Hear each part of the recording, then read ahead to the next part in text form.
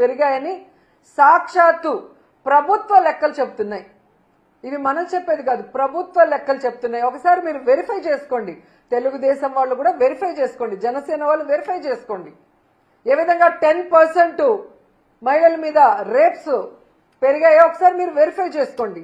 అలాగే మహిళల మీద నేరాలు, గృహహింసలు ఏ విధంగా పెరిగాయో ఒకసారి మీరు ప్రభుత్వ లెక్కలే ఒకసారి మీకు చూస్తే మీకు అర్థమవుతుంది.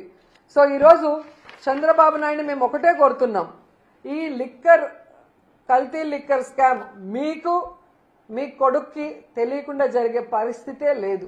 ఎందుకంటే ఈ రాష్ట్రంలో ముఖ్యమంత్రిగా మీరున్నారు, మీ కూటమి ప్రభుత్వం ఉంది, షాడో ముఖ్యమంత్రిగా మీ కొడుకు రెడ్ బుక్ రాజ్యాంగం చేస్తూ ఎలా ముందుకు వెళ్తున్నారు అందరూ గమనిస్తున్నారు. సో ఈ రాష్ట్రంలో ఇంత పెద్ద కల్తీ సారా రాకెట్ స్కామ్ జరుగుతుంటే మీకు తెలియకుండా జరిగింది అన్నట్టుగా ఈరోజు డైవర్షన్ పాలిటిక్స్ మీరు మొదలు పెట్టడం రాష్ట్ర ప్రజలు గమనిస్తున్నారు. ఎందుకంటే